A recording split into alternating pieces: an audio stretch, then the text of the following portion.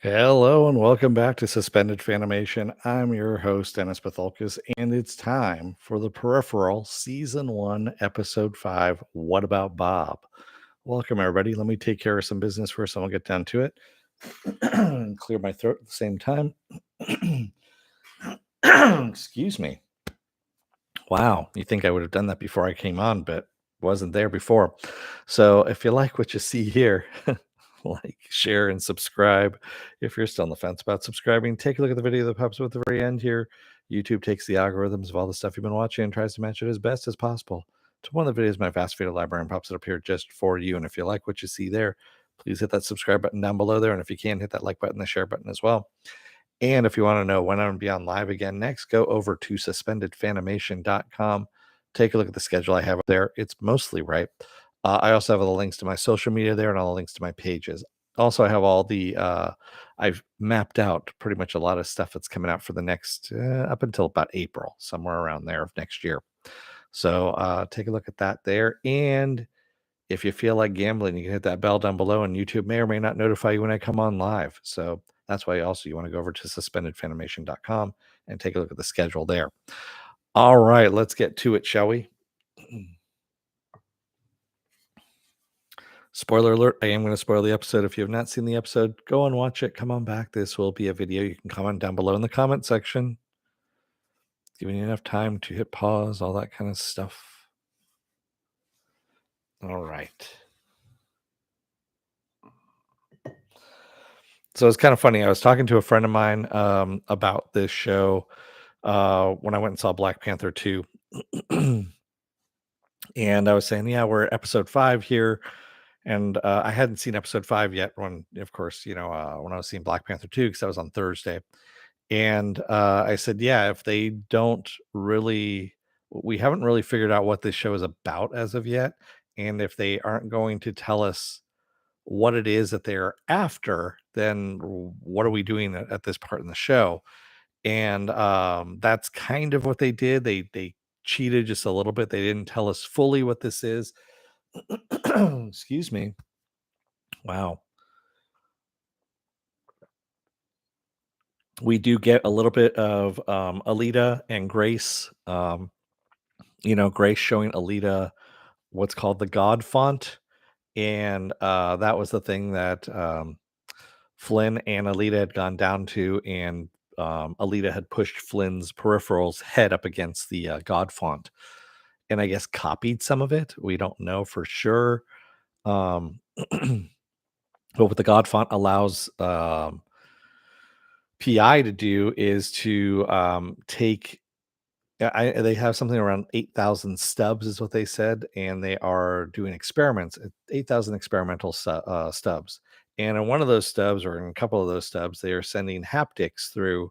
Basically, they're setting up shell companies for haptics so that they can control emotions of people through those haptics. And we actually see that a battlefield where the soldiers have been told that the enemy is using injured animals with bombs attached to them, and to draw the soldiers out, and of course explode the animal and the soldiers as well. And they're watching this, and Grace actually sends out, and we see it's Connor. She sends out Connor to, and we find out how Connor lost his arm and his legs, and it's through that. Basically, she tweaked his emotions so that he went running out for the dog instead of just shooting the dog. And he, of course, blew up with the dog and lost his limbs. Alita, of course, was pleading for her not to do it, and Grace did it anyway. So, and at one point, Alita asks her, well, are you doing this now with people here? And Grace says, what do you think? And so it's still very, very vague as to what the fuck the God font does. Can you manipulate people with it? Or are you just manipulating emotions? Can you actually, do something other than create alternate timelines? Can you actually affect the timeline itself, the main timeline, or are you just creating stubs where you can live out whatever you have already put into motion. Um, it's very, very murky at this point as to what we are actually dealing with. And again, this is William Gibson. This is actually his bread and butter, where you have a lot of murkiness going into this, and it's a lot of woo woo kind of stuff that people like to eat up because they put their own thoughts into this instead of actually just what is on the printed page or what is being shown to us, in this TV series. And that's kind of what's frustrating for me as a viewer, is because I'm watching just what you're giving me and I'm not trying to read anything more into it. Sometimes I do, but most of the time I'm trying not to. I'm trying to uh convey what the fuck you're trying to tell me. Trying to understand what you're trying to tell me. And I'm not getting that from this show at this moment, at this point in time. Um, so that's only a small part of where we're at in this episode. We also get another assassin that's sent out. This time it's I guess, an Irish hitman who has been undercover or hiding. And Daniel, or I should say Daniel's peripheral now, has called up Bob to make the hit, and basically threatens his daughter that if he doesn't do it, that'll threaten that um, Bob's enemies will know about where his daughter is and all this stuff. And yeah, so Bob goes and kills his enemies. I don't, and again, this again is fairly murky. Um, did he kill the guy that he went to the bar to go and kill? Was that someone who let his information leak, or was that the guy that was supposed to kill him that was after him, and that's why he was in hiding? That I don't really understand either. So that was kind of a murky plot point there. Anyway, Bob goes to kill the Flynn and um, fuck. Now I'm just blanking on his name. Burton. There we go. And fails, of course, because uh, he came close, but yeah, Billy Ann is there, and Billy Ann pulls out her shotgun and takes care of business, and he's got a vest on, luckily. And instead of killing him, because they're out in public, they're right on top of the road there, and Billy Ann's there as well. They let the sheriff, of course, Tommy, come, I should say the deputy, and arrest him. And at this point, Flynn's had enough. She goes Back to the Future. Yeah, that was some vest, I have to admit, Penn, because he took what, 2 rounds, 3 rounds, 3 rounds. Yeah, well, yeah, he took 3 rounds and still, was still breathing. Um, which honestly, he should have had some broken ribs, especially at that distance with the gun that she had. Yeah, I anyway, don't get me started on that either. Um, But again, this is 2032, so maybe they've got more tactical armor. Anyway, Flynn, of course, hacks the peripheral. She ends up going back to the future, meeting with Wilf, and then saying, "Hey, are you trying to manipulate me from by showing up in my private haptic session?" And Wilf, if you go back and watch that scene again, Wilf seems kind of confused as to what the fuck she's talking about. And I'm wondering if that was Wilf that came into her haptic memory, or was that Lev posing as Wilf and just seeing how far she would go, or Ash, even for that matter. Um, and she basically, Flynn says that she wants to bring it to Charisse at this point and show her what it's like to be hunted. So she goes over to PI and pops into the lobby, and she goes, "You scan my face. You know who I am. Uh, someone's going to come out for it in just a minute." And sure enough, Charisse comes out and ends up talking to her and says, she tells her, "Stop hunting my family." She goes, "I don't know what the fuck you want, why you're after us." And Charisse is like, "You stole something from us, and I want it back. And until then, I'm going to keep sending assassins out after you." And so they fight in the lobby, and Flynn kills Sharice's peripheral. We find out that Sharice is actually a peripheral, and she kills that. So the other thing that I'm having a problem here now that I'm thinking about this a little more. So we've moved past the getting to know the technology, getting to know the world, and all that kind of stuff. Now I'm to the point where I'm asking questions about this world. And I'm like, okay, you have a world that was on the brink of extinction, essentially, is what it was. Annihilation, doomsday, whatever you want to call it, apocalypse. And when they come back, I can see building some robots to help with the reconstruction, also to keep order, things of that nature. But for telepresence, why would you do that? I mean, why would you waste those kind of resources for telepresence? And or is that only for like really, really, really rich people that can do a peripheral? See, these are the things I start thinking about once I'm now into this. And so I'm starting to see some chinks in the armor, as you can say. And there's, I don't know, I'm starting to question some of these things. Penn says, I think three. I liked her saying the next one is in your head. Yeah, I did too. Going back to about Bob there.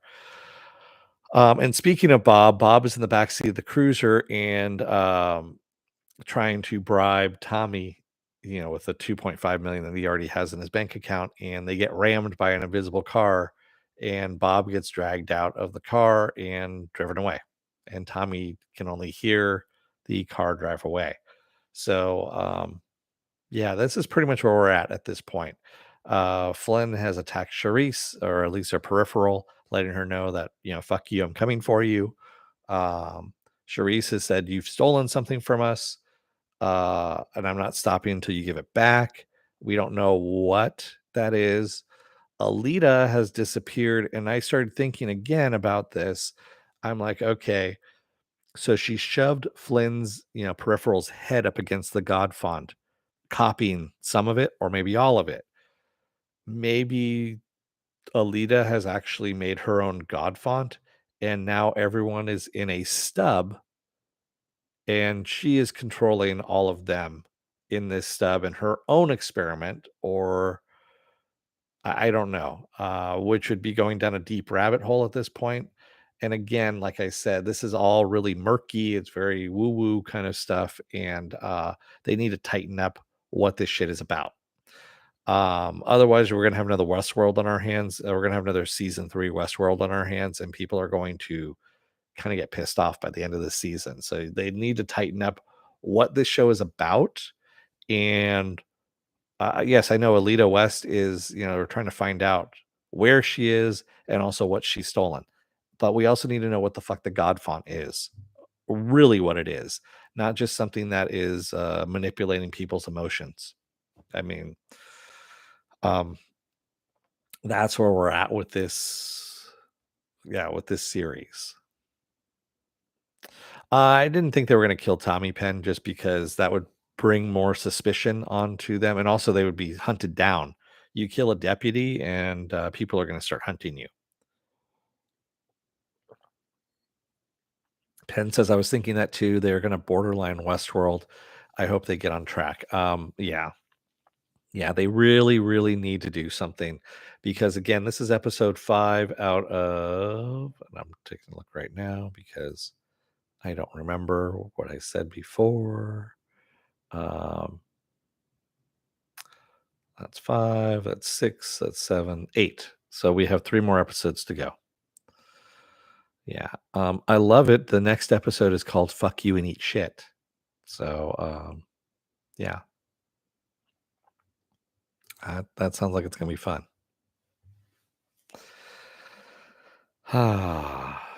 Also, that's probably going to wreak havoc with a lot of, you know, um, when people are posting, what the episode title is, if there's any kind of, you know,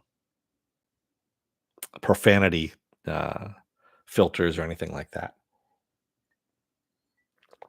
But yeah, I agree with you, Pen. I am still liking it. I mean, it's a good series, but they just need to really kind of drill down a little bit more and focus on what the fuck it's about, because you're going to lose people. You have 3 episodes left. If you try and half-ass it and say, "Hey, you know, we're going to get to it next season," it's not going to work for a lot of people. People are already going to move on to the next thing. There are so many things that are out there right now, so much vying for attention, that if you don't stick that landing in the end of that first season, doesn't make any difference, you know, how many people are going to be watching this at this point. If you don't stick the landing well, and people just start bad mouthing the shit out of your series, no one's going to get you're not going to have an episode 2 to really, or season 2, I should say, to fall back on. Oh yeah, Peripheral is way better than Titans. I agree with you, Pen. I mean, Titans is just there for the dick jokes, really, is what it is. I mean, they just set up all the dick jokes as possible in Titans, and I run with it. So, and I am not apologetic about it at all. All right. So, what else do I have going on for the rest of this week? Well, tomorrow is going to be the Sunday edition of Saturday Morning Blast Off, where I take the genre news of the weekend, any genre stuff you guys want to talk about. Or it could also be spoiler alert, because I can't remember if there's any news. I don't think there is all that much news. So, it's probably going to be spoiler alert. Monday, I'm going to be off. Tuesday is going to be another episode of Is It Worth My Time? And this time around, it's going to be Black Panther 2 Wakanda Forever. Wednesday, I'll be off. Thursday will be Titans, again, episode 4. And Friday will be The Peripheral, episode 6. This is where we're at. So, with that said, actually, let me go and take a look at Suspended Fanimation. So, if you go to suspendedfanimation.com, I have not only my schedule of what I'm going to be doing for the week up there, but I also have underneath it future stuff, like what's coming out. Oh my God, I almost forgot about that. Um, the really bad Ryan Reynolds, Jeff Bridges movie, R.I.P.D., got a sequel that's straight to Netflix. It's called R.I.P.D. 2 Rise of the Damned, and Jeffrey Donovan is now starring in it. That comes out on the 15th. So, yeah. 1899 is going to be coming out on Netflix on the 17th. So, when is that? That's next week as well. That'll be Thursday of next week. So, I can't remember if that's a movie or if it's, I think it's a series actually. So, and they're going to release it all at once. Yeah. And then pretty much it goes into the holidays after that. So, we're pretty good.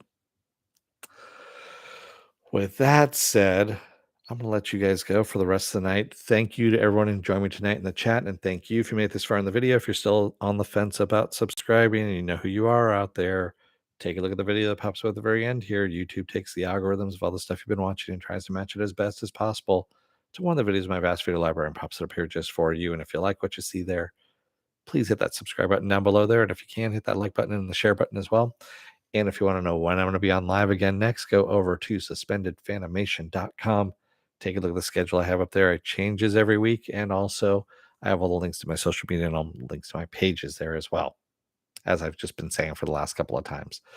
Thank you, everybody. I will see you again tomorrow. Until then, don't let the door hit your ass on the way out. Otherwise, you may have a lot of questions about a show about the future, which is 2 different futures really, but it's also got a whole bunch of you know, alternate timelines, things of that nature. Anyway, it's kind of confusing. You know, it really is. And you may have a lot of questions. Thanks, everybody. I will see you again tomorrow. Until then, stay safe, be well, take care, wear those masks, get those vaccine shots, get the boosters as well. They don't work without the boosters. And I'll see you tomorrow. Thanks, everyone. Have a good rest of your night. Take care.